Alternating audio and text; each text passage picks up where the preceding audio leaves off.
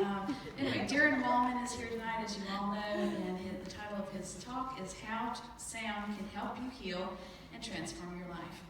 And Edie Stuber, his wife, will be introducing him later. Just to let you know, you are able to sign up for private sessions with him tonight at the back tables. And also, he is going to sponsor a workshop from 1 o'clock to 5:30 on St. Patty's Day, Sunday afternoon, March 17th.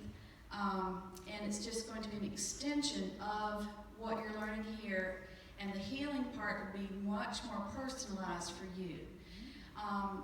It's not on his website, so he's hoping to fill it up, and we have those sign-ups in the back as well. So anything you purchase tonight is going to support Spiritual Frontiers Fellowship, and we are a nonprofit organization. So we would appreciate if you're going to go ahead and buy your tickets here tonight. So how many people are here for the early free meditation? Oh, quite a few. Great. They're the ones who are floating around with big smiles on their faces, just in case you couldn't tell. Heard good reviews. And thank you, Barbara Lynn Freed. Where are you? There, back there. Barbara donated her time to be here tonight as a volunteer for the free 30-minute meditation. And her topic was creating sacred space with the 7 sacred directions, which is the most important shamanic practice that Native Americans can do to get in touch with spirit. Next month will be Sierra Luz. She will be teaching laughing meditation is the best medicine. So if you need to boost your immune system, come next.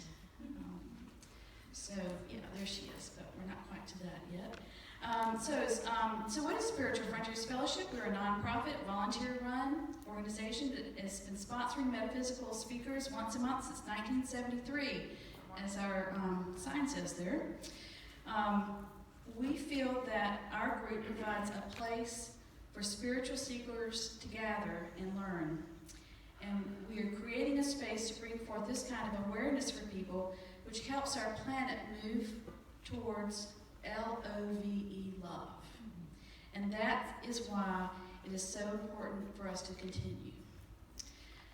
We need a lot of love right now. So, did you know we have a Facebook page? We have a meetup site. We actually have a really active YouTube page now, so please go on there to learn more about our upcoming events if you don't remember here.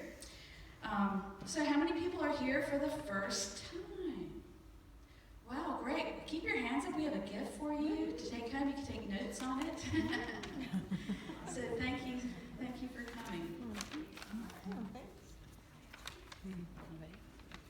So we are a community of like-minded folks, and just for a few minutes, I would like everyone to get up and to introduce yourself to somebody you don't know. Ask them how they heard about it, where you live. But if we just stand up and just talk to each other for just a minute, that would be great. 1, 2, 3, go. My name is Jill.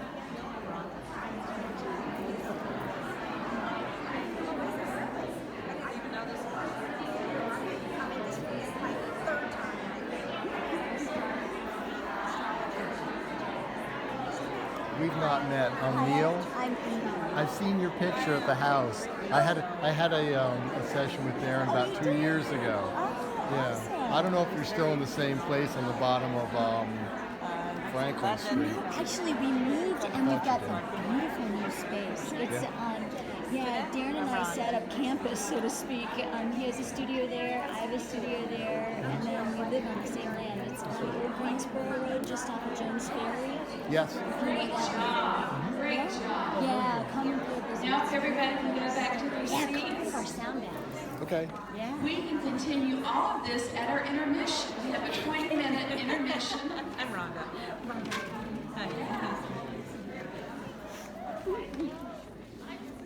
Great. You can't do this on YouTube. Share the love. Yeah, share the energy. Share the love. That's right. So we will have a 20-minute intermission. You can continue this until you come back into the room here. So just some things. We do have some opportunities to serve this community on SFF Board of Directors. That's a sobriety test. Event coordinator, refreshment angel, social media coordinator, secretary. We gave y'all a handout on that too if you want to read that and talk to any of us with a badge here about any of those. So we do have a great halftime, intermission, whatever you want to call it. We have food in the fellowship hall, which is straight across here, and the bathrooms are over to the right of the foyer, or that back wall. And if you are a practitioner or you have a business and you have cards or brochures, there's a black table, clothed table in the fellowship hall where you can put your items on there. So be sure to look at that to see some services you might want to use someone who's actually here tonight. All the house rules, all the food stays in the fellowship hall, please. This nice carpet. You can bring water in, that's not a problem. We have some artesian well water that we get from Happy Hill Spring Works every month. It's alive water, it's just incredibly good. You're welcome to and fill your bottles to take home, offering that. So tonight we have 2 Angel Door prizes. Thank you, Daran, wherever you are. He has donated. So if you bought a ticket, you have a chance to win a 1-hour private lesson on playing the didgeridoo with him, which is a value of $60. And he has offered 2 admission tickets for his monthly sound bath healing meditations at Healing Earth Resources, which is his Chapel Hill facility. And the raffle prize is a $5 donation to our group to possibly win one 90-minute sound healing session by Daran Wallman. So you just sit and get bathed in what he's going to be doing all this in the second half of the sound presentation. So, upcoming events. We have some really incredible people coming in. So, Marie Anderson Whitehurst, she is a master crystal person. Crystals, gems, and minerals beyond the basics. She's an alternative healer, longtime owner of a gem mineral store in Greensboro. A lot of people have known her for many, many years, and she will deepen the knowledge of how to use stones, including how they can be used for healing and attracting wealth. May 2nd, we have Dr. Angela Thompson Smith on a remote viewing from Las Vegas. So she'll be putting remote viewing to work. Now, Dr. Thompson Smith, she was a medical researcher and published author of 8 books.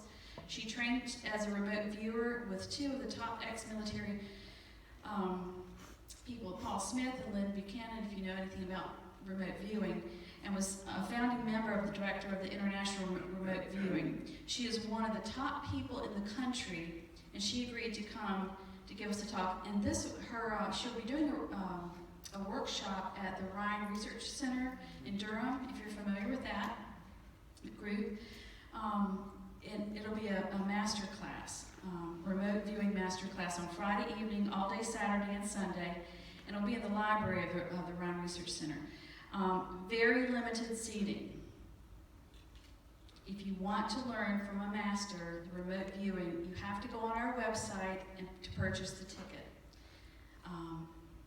So we have a total of 10, I think, now 9 seats.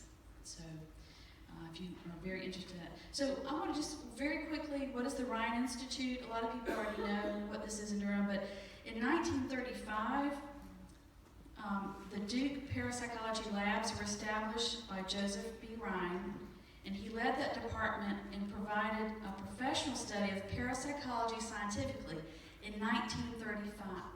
So there was a renaissance in that era of spirituality too, which if you've studied, you know that. But it continued.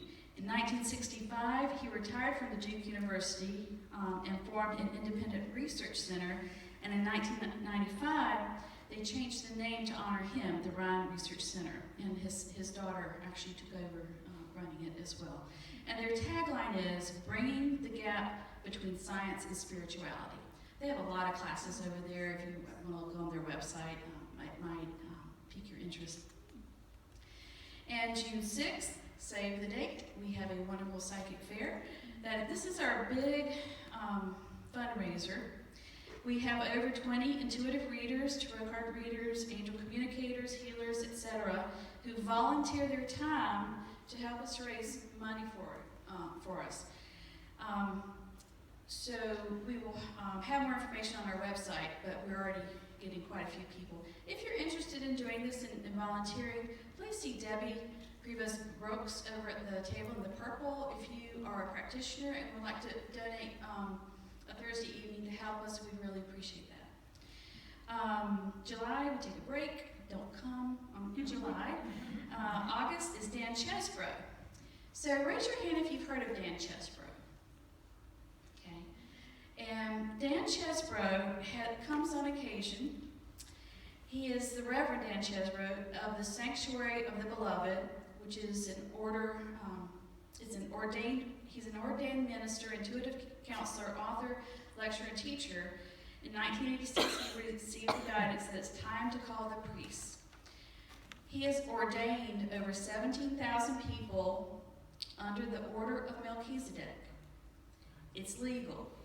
It's binding. He's going to have a workshop in August, a Saturday workshop, that if you sign up for it, at the end of that day, you will be ordained, and you will get a little certificate. I was going to bring my little pocket one up, but you'll be an ordained minister legally, and if you're a healer, that's a good thing to have legally. And also, there are quite a few benefits that he'll explain if you come to the workshop. So anyway, he's fascinating, and he's a character too. He's fun. We have DVDs of past events. Didn't know if y'all knew that. This is Sherry. We have them here for sale if you want to order one, or if you want one here. Sherry Dillard from last year, Lynn Hayes, which was our January speaker, the astrologer, and then Lee Lawrence. We have one of his. We have quite a few over there. Just want to make sure you understood that we do have products like that you can buy. Also, you can download MP3s on our website for like $5 of any speaker that we've had in the recent past. If you're not on our newsletter list, you're welcome to have this. We send you as a constant contact twice a month. You get reminders of what's coming up, so you'll know if you want to join us. So anyway, that's all I have to say for now. So let's take 1 minute before we invite Edie up. We're going to take just a minute to get centered with each other's energies and with yourself. So if you sit comfortably, please. And if you're comfortable closing your eyes, please do so, or just soften your gaze. Take a deep breath.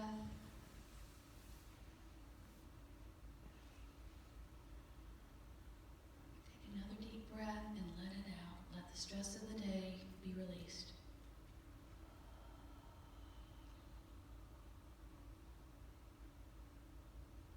Breathing into your heart, a white light of love.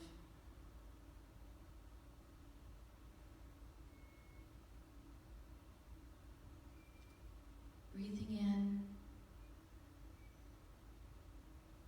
the love and the light, allowing it to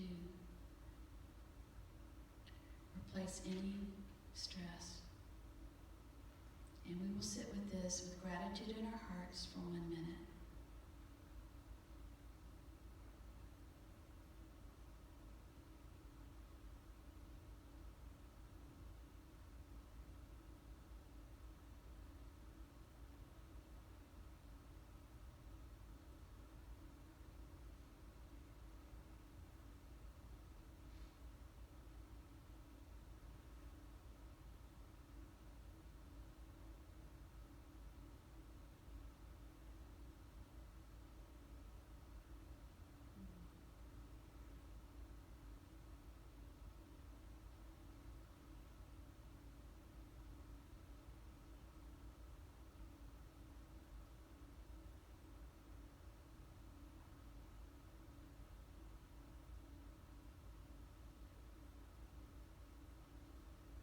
Welcome back.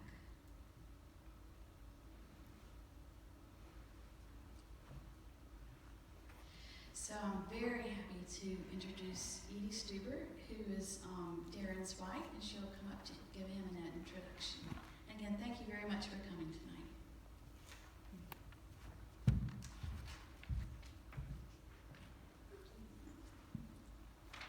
Hi, everyone. So in spite of being married to him, I still took notes. So the man that you're about to meet, or some of you meet again, is a remarkable healer, teacher, and therapist. I think of him as the embodiment of an indigenous wise man mixed with a practical life coach kind of guy. All right, so he's here, and he and I work in Chapel Hill.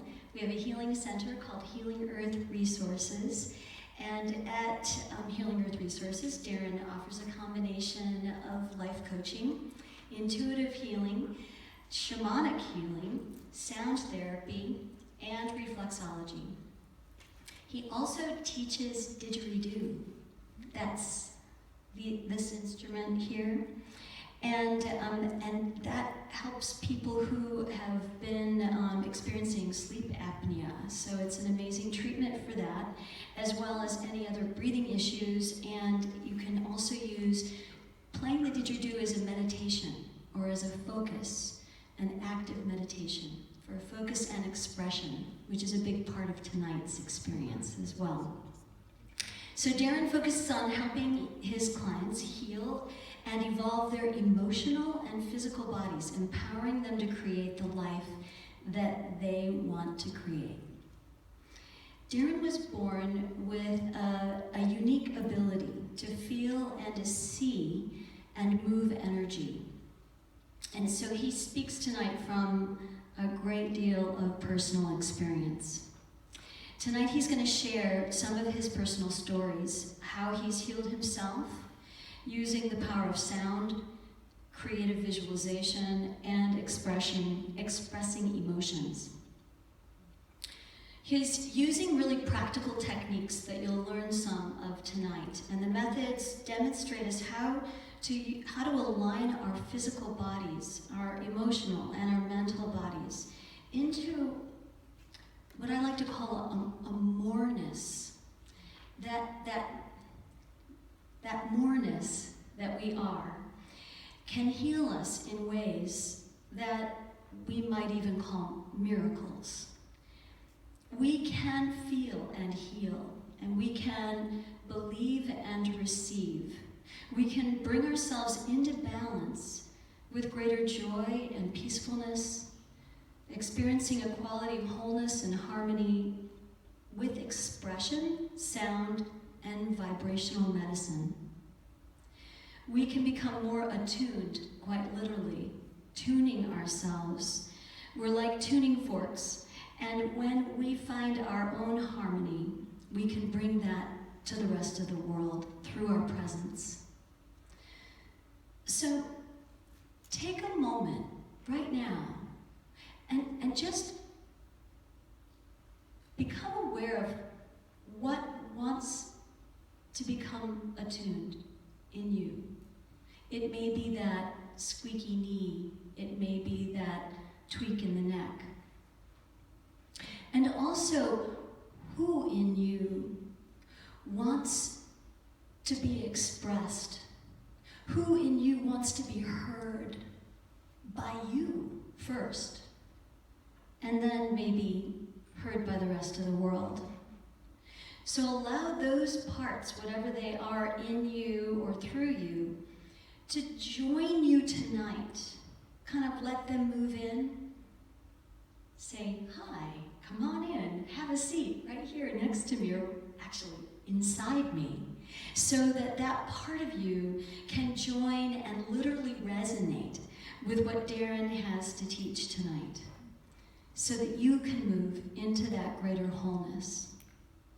Daran really is a pioneer. Although the practices that he's bringing are ancient, he is a pioneer, helping us remember that we can be empowered in this way. He has remarkable skills of intuition and sensitivity. He's also really funny. He has great humor and playfulness in his nature. And I'm pleased to introduce you to a most auspicious human being. And I know because I'm married to him. And you know, there's an interesting thing about being married to somebody. You know who they really are. And he really is. And he lives and he embodies what he teaches. And that's remarkable. So, come on up, Daran. Here's Daran Wallman.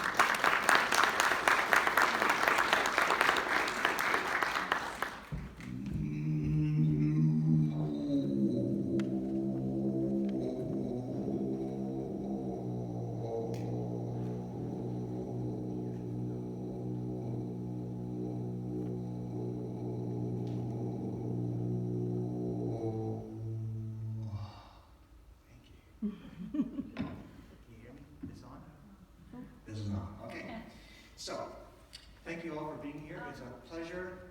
It's a pleasure. He's going to turn that mic on. We working? Yeah. I'll keep this one too, because I'm going to stand on teaching him perfect. Okay, so as we heard the class outline, we're going to have two versions of sound healing that I do and that I teach. So it's going to be talk, sound healing, a description, a few of my experiences. And I'll be teaching one of the main techniques, the core techniques that I've developed over the many years that I've been doing this. And the second half, you'll experience a group sound healing followed by a Q&A for 10 minutes. So exciting. So sound healing. How many of you have stubbed your toe? Okay, and if you haven't stubbed your toe, have you ever banged yourself really hard somehow? Yeah. Did you make a sound? Yes. Was it a perfect pitch? No. Did you care what it sounded like? Did you even listen to it? No. So it is scientifically proven now, science is catching up with us, I love this, that sound that you make moves the pain and trauma from your energy. Who would have ever thought, right? But now science is telling us this. And so part of what I teach is to use that divine, natural, innate ability, that sound we make, to use that in a more subtle way, to move the emotion that's been suppressed, move the emotion, the feelings that from any trauma that we've experienced, to help move that from our bodies. So, Edie said, I was born and raised with this intuitive ability to feel, see, and heal energy. What does that mean? And so I have full recall of my life. I remember the last 3 months in my mommy's tummy. And when I came out, it was very shortly after that I observed my mother. This is before I could speak, so I figured this out later on, once I have cognitive ability, but when you're little you don't, there's no words. And I would watch my mom. And sometimes she would verbalize that she just wasn't happy with something with my father. My father's a great man, he wasn't mean or anything, but he was pretty aggressive, and we were a hardworking family. And so she'd be complaining about something that Dad does or she doesn't like, she'd be talking about this, and I'd be just, aware, kind of feeling this, understanding this at some level. Dad would come in from the day, and she would just energetically pull everything that she didn't like about him, everything that she was complaining about my dad, she would just pull it to her. So the example I used, now my dad never hit her, but the example I used is like saying, I don't want my hand to hit me, and then going like this.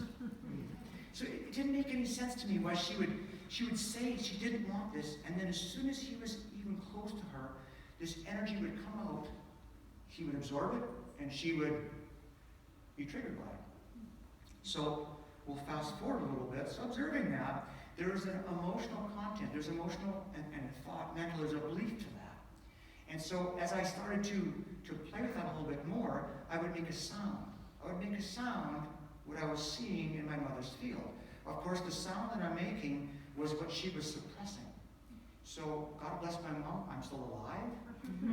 I would see and feel and express what she didn't want to look at. And I'd feel better. But of course, it wasn't accepted. I was the unruly bad kid that was showing her what she didn't want to see. So it resulted in a lot of crib time, and resulted in a lot of just go outside time. You know, just go out in the bush and scream and holler out there, because my mom didn't express that way. And so from watching that and understanding that, when I'd go out in the bush or after a good cry in my crib, I'd feel better. And so throughout the duration of growing up, I needed to express, I needed to move. I'd feel it in my body. I'm clairsentient, that's my biggest psychic ability. And then claircognizant, I know, and then clairvoyant is my last one. And so I would just feel it in my body. But if I would go outside, where I was allowed, it was okay, and I would just scream and shake and holler and just move everything out. Oh, I feel so good. And then I'd come back, I'd pick up some more, back and forth. And so in my childhood upbringing, it was safe. I was a boy. I'm one of three. I'm the firstborn, the oldest, the boy. It was very safe for the boy to suck it up, back in the game. So if I was angry, yeah, that's my boy, right? But if I was, because I'm a really sensitive person, if I was like, I'm scared, that wasn't encouraged, right? That was, hey, you want to cry? I'll give you a reason to cry. And my dad had great intentions, and it really helped in a lot of ways. So one thing, it developed tremendous discernment. And where do I express and where don't I express? Because if I'm sad and I want to whimper and do that, far away from people, right? And then as I got a little older, it built. And I got to the point where I just couldn't go out in the bush to my little tree house or whatever. We lived on a farm, so we had lots of open area. And I was more in the game of life with working the farm with my dad, going to school, doing all these things. And so it wasn't really accepted in expression in school either. So I found, what can I do? Because I'm going crazy. I'm dying if I don't move this energy. It's like holding your breath and then just needing to breathe, or having to pee forever, and then finally pee. And so it was like that. I'd feel that energy, and I'd have to it would build up. What can I do? Thank Source. Mom and Dad love music. And so I would pick songs. I would pick songs that helped me feel what I was expressing. So there was the country song, pick up broken, my dog died, sing that, and it helped move that I wasn't allowed to express. And then if I was angry, it was like, it's AC/DC, right? There was that song. So I was always singing. In school, I was singing all the time. And I actually used to have a pretty good singing voice until I started to do different things with it, and then it changed a little bit.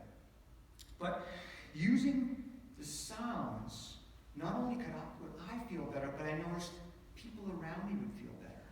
Because now I'm masking, I'm sneaking the emotional movement into a sound, blending it together. So, and I kept developing and using this, really not knowing why or who I was or what I was doing, but it felt better to me. And if it felt better to me, that's what I did. Nothing else worked, so helping feel better to me. And so I joined the Army as a young man, one too many rambling movies, be all you can be, silly stuff, right? And in the Army, I was in the Special Forces, and it was a really interesting experience because we were, no expression was zero. No expression, it was all just like hard and stagnant, and you don't even smile. It's just like objective and do that. But we did a lot of marching, we did a lot of training, we did a lot of shoveling, we did a lot of, carrying logs up and down hills. And there was always allowed something called the cadence, to call the cadence to left, right, left, right, left, right. And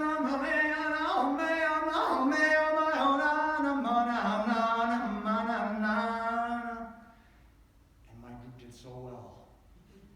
And I felt so much better. So I would just put some song or some rhythm. And the guys would say, Daran, sing something. Because we're all hurting and bleeding here. So they thought I was a cheerleader building energy. Maybe I was, but boy, I was moving stuff. So fast forward a little bit, then I became a bus driver, transit operator. Better than bus driver, civil engineer, right? All these different terminologies we have for this.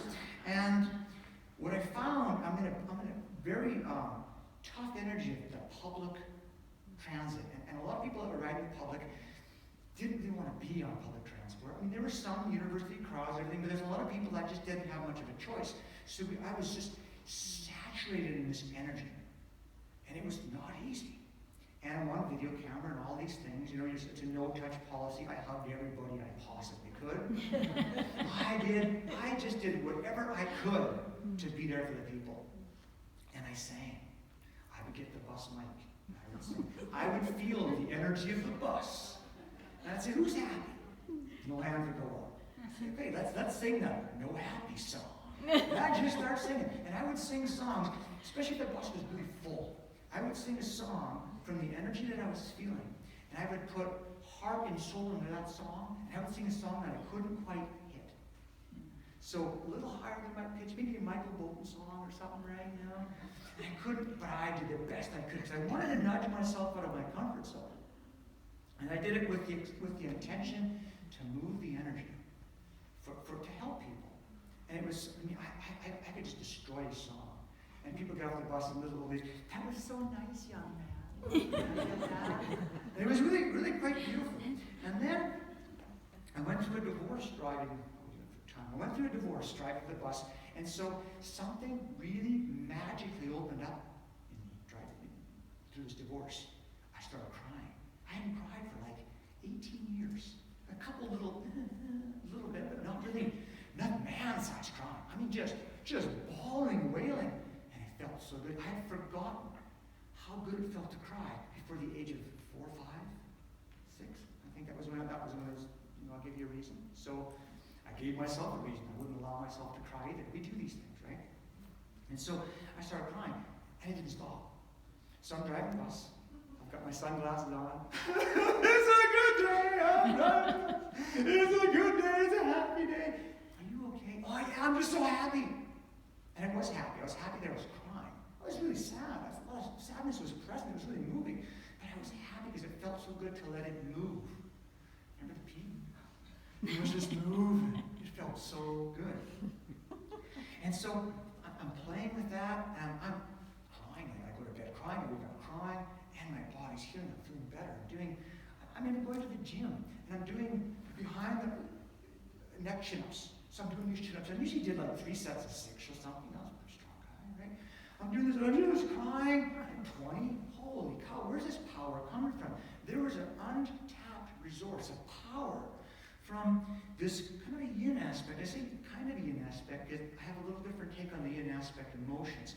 Whenever I'm triggered by something and feeling something, I'm reactive or responding to something, I call that a yang emotion. I'm responding to. When I'm just in a place of just quietness, and I'm seeing and feeling my wife kiss me in the cheek, and I feel loved and wanted and needed, that's yin, because she's not actually kissing me right now. I'm using the prefrontal lobe to imagine and remember, re-feel that feeling. So that's the yin aspect.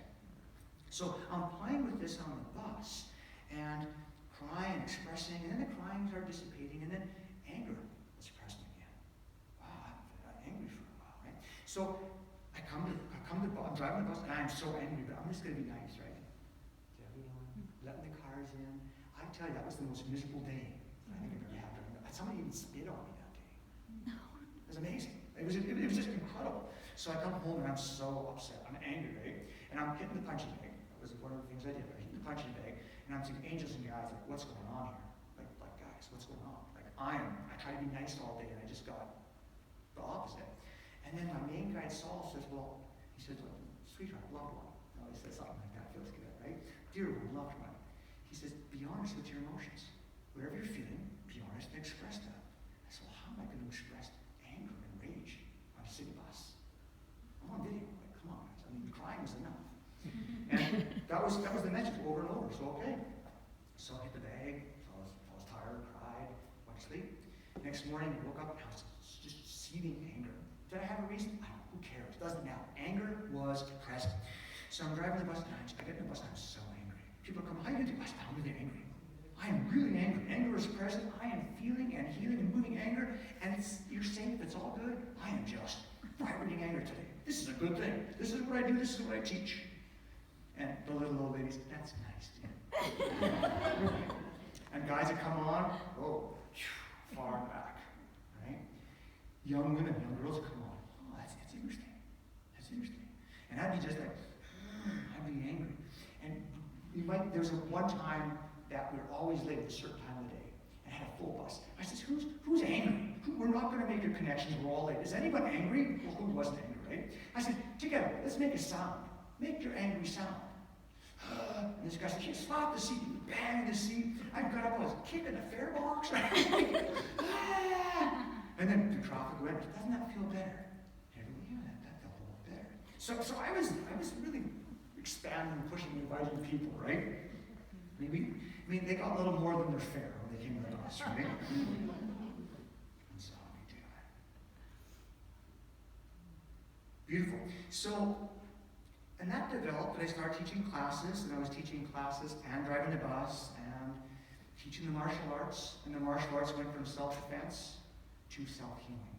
We went from not fighting anybody. It was all about accepting the parts of yourself. And then my martial arts practice was basically got down to just women. Women would come and they wanted to defend themselves because they were scared of getting raped or touched or being violated somehow.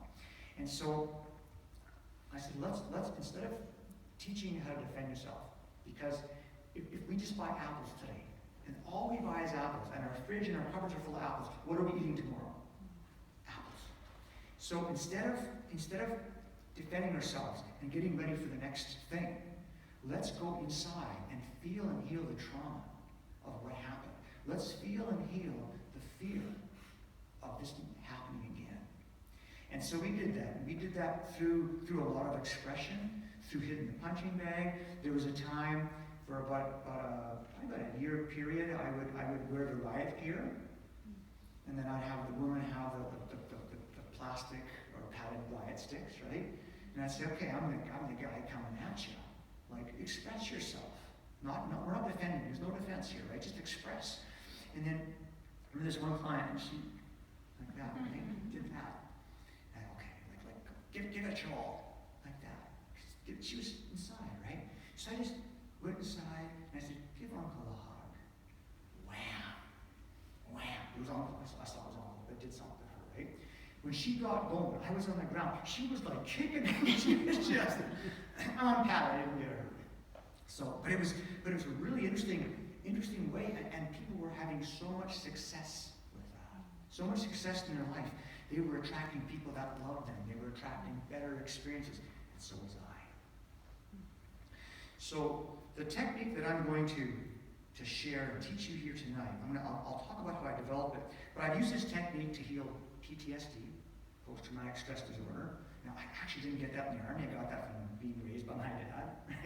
He was a really strong, heavy-handed guy, and I was a really sensitive kid, so I got that there. Healed colon cancer. It's a death sentence in my family. So when I was diagnosed with early colon cancer, I thought, okay, I know it doesn't work. Like, I'm saying medical, pharmaceutical is fantastic for a lot of things, but in my experience, in my family, it didn't work. So I needed to do something very, very different to heal that within me. That was over 20 years ago. Depression, addiction, a collapsed disc in my neck between C2 and C3, and a knee that was absolutely blown up. So the technique that I'll be sharing and teaching is a big core of what I did to heal these things. So the technique that I'll be teaching, I'll share a little story with this first. It's called stop, drop, and feel. If you're on fire, stop, drop, and roll. The angel's got a sense of humor, right? So what am I going to call this? And so I'm doing all this sound healing and all this expression and all this stuff, and I'm expressing all the time. Every day I'm angry at something. I'm drawing and drawing. I'm angry and I'm angry. I hit the punching bag and I cry, I feel better, and the next day I'm angry again. It's just like, it didn't, I said, what's going on? Like, I've been angry for 30 years. Like, is it going to end? Like, what's going on? And then my guide soul, angel guide soul, said, well, you're not really healing it. You're dissipating it. That got my attention. That's not even a word, right? And so, dissipate. Okay, well, what do? He said, well, intention. Put the magic word of intention into it. Don't just, until you feel better. Intend on expressing to feel to heal. Now I'm putting some of my words in there. So it is my intention to feel these feelings, think these thoughts, and express these feelings and these thoughts in a way that doesn't hurt myself or anyone else, in a way that's benevolent. And so I'm doing that. Okay, so I start doing the intention, and it was miraculous. And then Edie and I studied from a person quite a while ago, Daran Wallman. He had a formula. Intention plus frequency equals healing. Intention plus sound equals manifestation. Pretty basic formula. And so, this is like way before Jonathan Goldman, but it really resonated and it worked. Intention was the magical key. Open says me with the healing, with intention. So, I'm playing with that, and then I'm teaching these workshops, and we're having really good this. There's something missing. There's something not quite right. And I was guided, Saul and my group, to go to this one Christmas function of a side of the family that I usually never go to. They were kind of partiers, and they drank quite a bit, and there was quite a bit of heavy smokers there, and I didn't do any of that. And I actually didn't even eat at Christmas, so it was like, okay, really? Go there. So away I went. I listen, right? I'm a good listener. And so I go there, and I get there, and the family, I sit in the corner of the living room on the floor on the carpet, and I'm sitting there, okay, why am I here? And Saul says, watch the girl. There was a girl there, she was 16 months, a little under 2 years, this little girl. And boy, she was a firecracker. She was in everything. She was just into everything. And as soon as things didn't go right with her, she would cry. Now, the party was going on, so there was some attention, and there was some, there was playing with her and helping her a little bit. But there was also a little dog there. A little dog would jump up on her, and she was scared of the dog, and she would just scream and just express. And I got my eyes closed, and I'm watching her. And when she screamed and expressed, just energy would just black, gray, red would just fly out of her body. It was beautiful. It was amazing. And then she barely be done expressing. The tears would still be going down her eyes. Oh, next adventure. Into that next thing, right? And so, wow. And this golden light would just fill her with this golden light. I'm like, wow, that's pretty amazing. And so she's into the next thing, and the dog would jump up, or she would touch something, right? And she'd cry and express the same thing. Fireworks, all this gray, black energy would fly out of her. I'm watching her. My eyes closed. I'm watching her, sitting on the floor. And she'd barely be done. And just golden light would fill her little body, and she was just into the next adventure. Full on, connected with light. Like, little kids, puppies, kids, just into everything.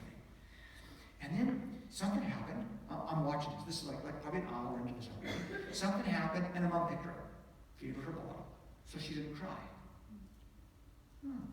Not much came out of her. She was okay. Put her back down. She was like into some things or something. The dog jumped up, started crying. Her mom picked her up again. Gave her a soother, a cookie or something. Gave her something, right? And she relaxed. And then put her down, and she was like, doing stuff and whatever. And then something happened, and her mom picked her up again. And then do it again. Put her down. And seconds later, she went into something else and something. And her mom, I'm tired, right? I'm just going to let her go. Something happened, and she started crying. Of course, everyone's kind of like, yeah, let her cry, right? We're having a party, and so she cries, and she just like, leave her alone. And so I'm watching, and boy, so much flew out of her, and she cried, and that little boy just shook when she's crying, and she's barely done.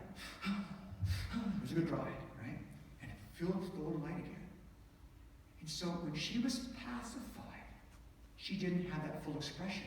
That was somehow more got stored in her. And so I'm watching this, and this went on for the course of the evening. I was there for, I think, 2 or 3 hours. I lost track of time. All I did was it was fascinating to focus on this. There was the greatest teaching that that I had had was watching this little girl. And when she was allowed to express, when she was just allowed and no one did anything, she would express full on, scream, holler, shake, bang, back into that, full of life. When she was pacified or picked up or, you don't cry, there wasn't as much golden light coming into her. There was still something inside. So, end of the evening, drove home, like, okay, Angels guys, I want to be able to do that again. I want to be able to have that passion for life. I want to be able to be full on. I want to be able to look at everything as like wonderment. I want that again. I can remember that clearly, but I didn't access that. So I went home, sat on my meditation cushion. Okay, I'm not moving until I get the answers. Well, if I would have had a pee, I would have got up. But I'm holding on, right? I'm not moving. Right? And so I sat there, nothing. Come on, so I called the whole panel of ancestors, Saul, Bobby, all my guides, Alante, Didgeridoo, Time, all these people, they're just sitting there looking at me. I got angry. I got really angry. I started swearing at them, I started hollering at them, I'm screaming, I'm crying, I'm shit. That went on for a while. I'm proud to say that went on for quite a while. And then I was cried out. And then boom. This is where the teaching came. I had to make a space. I had to go through exactly what that little girl did. The same, my version of that adult tantrum, same version of that little girl temper tantrum. And then I heard, whenever you're feeling any emotion, put your hands over your heart, put your head down, go into that emotion, breathe into your body, and express it with sound. Give it its sound. Just like that little girl did. Oh, I wrote that down. That was good. Let's go. I like that. Hand, heart, that's something I could do, right? Then it said intention. It's important that to intend to feel it, to heal it, not just to perpetuate it, not just to dissipate it, but to feel it, to heal it. So then my intention to feel is to heal it in a way that doesn't hurt myself or anyone else, benevolent. Then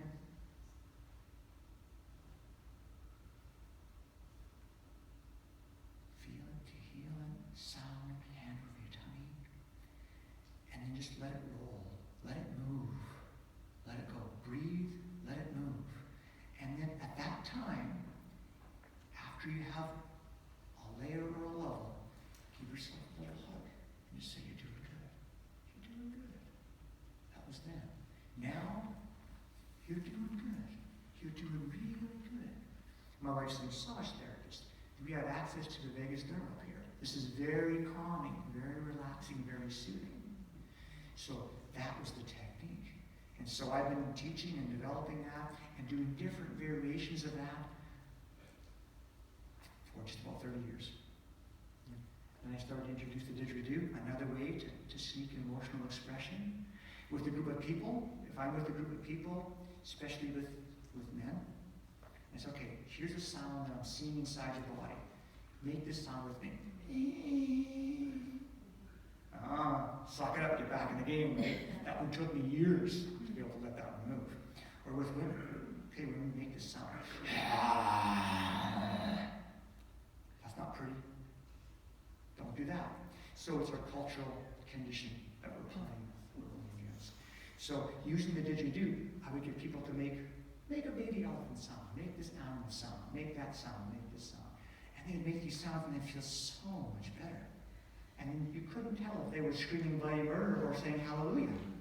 Because it was going through the vibrational harmonics and blending and flowing with the didgeridoo instruments. So it's really quite profound. So I'd like to teach you a version of this technique tonight. Would you like to? Yeah. Okay, beautiful, beautiful. So there's a few different steps. So first, it's deep belly breathing. Stop whatever we're doing. Drop into our body. Feel. So stop what we're doing if we can. Usually it's stop thinking, right? If I can, stop thinking. And when I breathe in my belly. So let's find your belly button.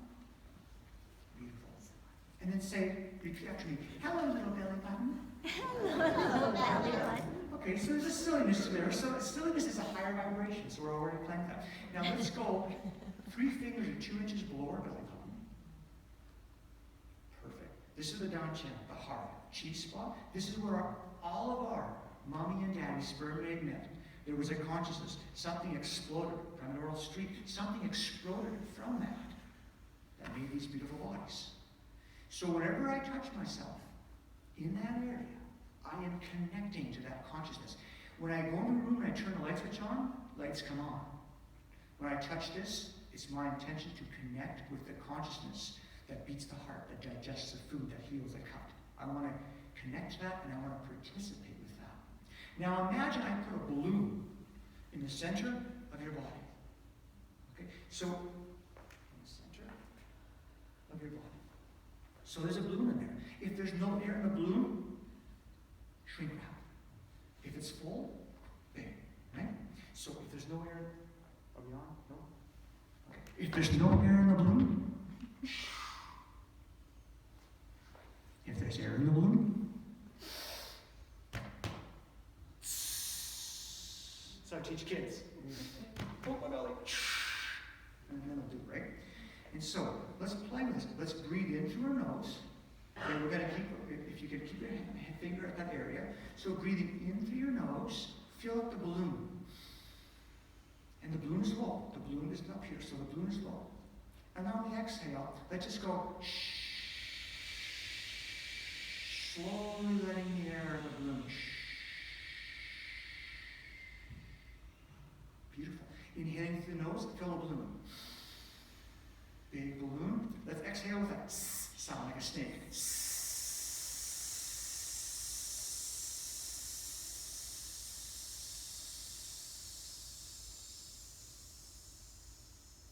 Beautiful. Let's do this one more time. Inhaling through the nose, filling the balloon. Big balloon. Exhale.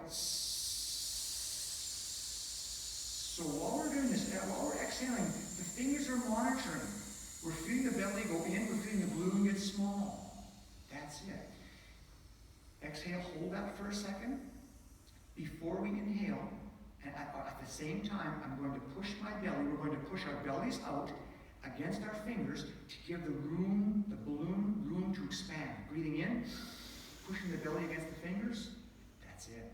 Big difference.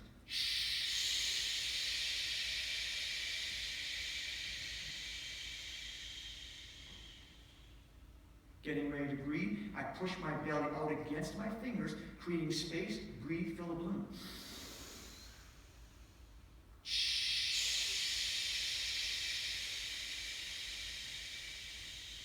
So that was the drop. We dropped into the body with our breath. Push your other hand over your heart center. Left hand, or if you're, it doesn't matter, but I like my left hand. That's our yin hand, receiving hand, connecting to our heart center. Beautiful. So let's breathe in again, fill a balloon. Let's exhale with an ah. Continue to make the sound, feeling the vibration on your hand, feeling the vibration in your heart center.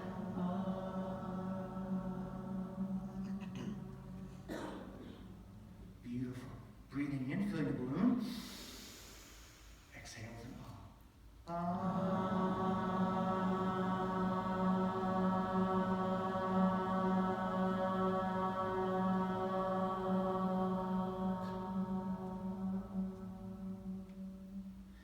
Beautiful. Repeat after me if it feels right to you. It's my intention to feel these feelings, think these thoughts, to heal them in a way that's benevolent. Let's breathe in, feel the balloon, exhale with an ah.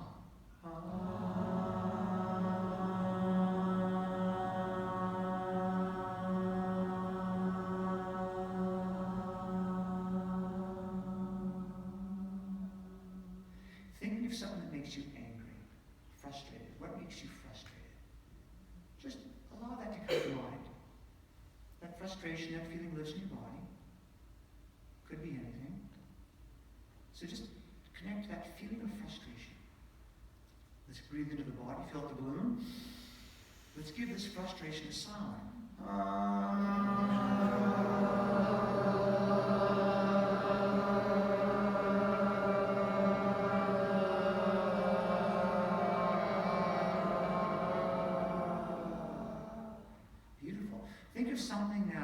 makes you afraid? Just playing with that. Well, I'm afraid of this, or maybe I'm afraid of that, or whatever. So we're touching that feeling of fear that lives inside your body. Let's breathe into the balloon, filling up the balloon, breathing in. And let's give that fear a sound.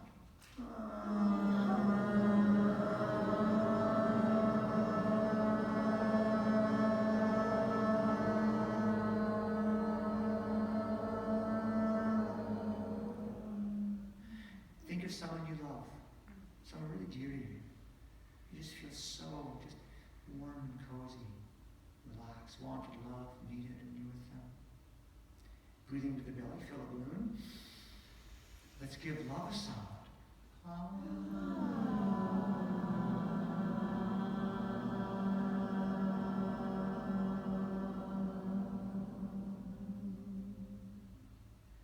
Think of something you're grateful for. Or a lot of things you're grateful for. It might be as simple as I'm grateful that I have water to drink, food to eat, clothes to wear, these things, bread, air to breathe. Breathing into your belly, feeling that balloon. Grateful.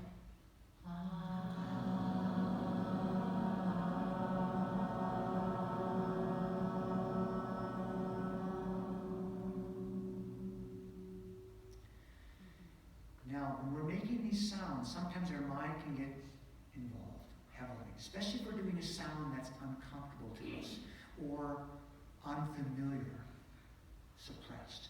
So again, my natural sound was a sound of like patheticness or weepiness.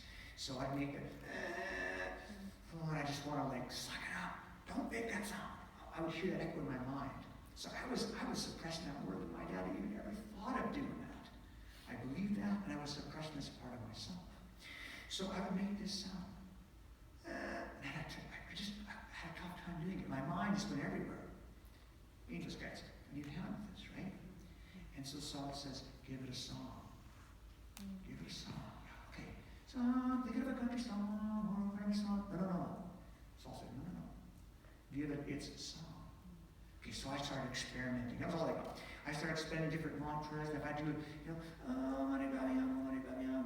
that didn't work. That had different vibrational frequency. So the song I would give it was, thank you for this feeling. It's pure acceptance. And I would say, thank you for this feeling as the words to what I was feeling. So I wasn't trying to feel gratitude. I was simply saying, thank you for this feeling, thank you for this feeling, while I was toning and letting that express. That became my song. So I'll give you an example of that. I'll just do that with it's a sound. So I'm breathing in.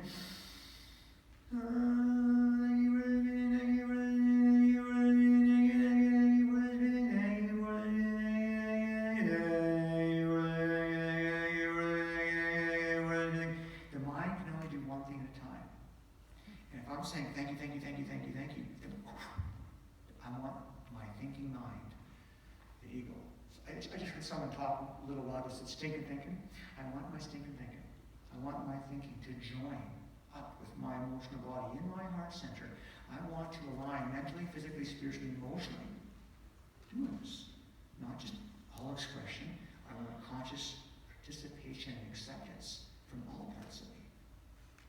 So thank you for this feeling. So let's go back to our little default position. One hand over the heart, one hand over the body. Right? Think of something you're grateful for again. We'll do the gratitude. And we're going to add that song. That's actually pretty easy because we're feeling gratitude. So let's breathe into the balloon, filling up the belly. Let the sound start coming.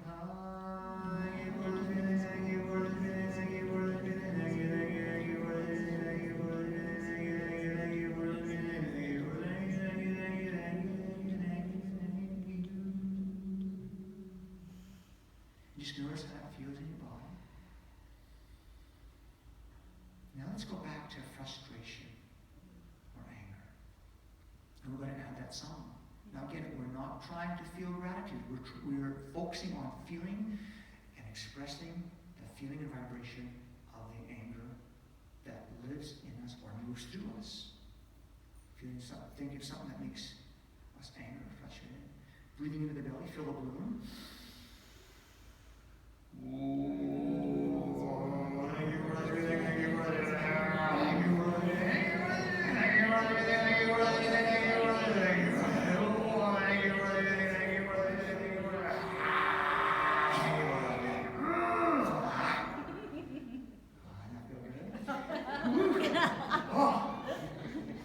something that makes you afraid again. I'm afraid of the boogeyman in the closet. Okay, I'm afraid of the boogeyman in the closet. I'm afraid. Okay? Feel it? Feel that feeling of fear. Breathing into the belly. Fill the balloon.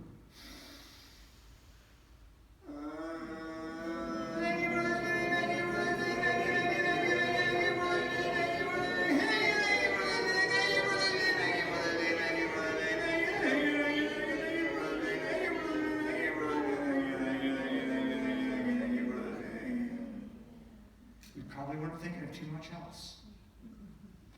Because that mind, thank you. That mind takes us away from our patterns of disallowing. That mind takes us away from our negative beliefs and focuses on that emotional movement, and that emotional movement is what's keeping those negative beliefs alive. The last part of this technique is self-soothing. So just go like that. Close your eyes. Because if your eyes are closed, no one can see you, right? If my eyes are closed, no one can see me. And I invite you to repeat after me with a clear intention and understanding that you're saying this to yourself. I'm saying this to myself. You're saying this to yourself. You are doing so good. You're doing so good. I accept you. I accept you. I love you. I love you. You are beautiful. You're my baby. You're my baby. I got you. I got you. You're doing so good. You're doing so good. I'm here for you. I'm here for you. I love and approve of you. You did it. Look, we're all grown up now. You did it. Look, you're all grown up now. You're my best friend. You're my best. I believe in you. I believe in you. You are free to be yourself now. You're free to be yourself now. I love you, baby. I love you. Oh, you're such a good. I love you so much. So I did so. Yes, you're so super good. I like you. Yes. You are yummy. Yummy. I think that's our time. So thank you.